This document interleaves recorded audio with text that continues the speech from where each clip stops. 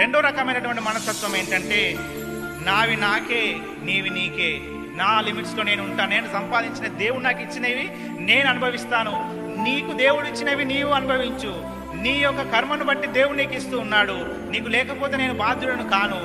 నీ జీవితం నీది, నా జీవితం నాది, నాకున్నవి నాకు, నీకున్నవి నీకే, నీ వనరులతో నీవు జీవించు, నేను నీవి తీసుకోను, నాయి నీకు ఇవ్వను అనేటువంటి మనస్తత్వం కలిగినటువంటి వారు, వారి పరిధులలో వారు జీవించేటువంటి వారు ఇటువంటి మనస్తత్వం కలిగి జీవిస్తారు. సమరయని ఉపమానంలో గమనిస్తే మరి ఇక్కడ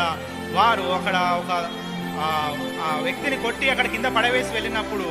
మరి యాజకులు, లేవీయులు అక్కడ ఆయనను చూచి పక్కగా పోయినారు. ఎందుకులే రిస్క్, ఎందుకులే మరి మనం సాయం చేయడం, మన మీద పడుతుంది, లేకపోతే ఎందుకు, నా లిమిట్స్ నేను ఉంటాను, నాకు అవసరమా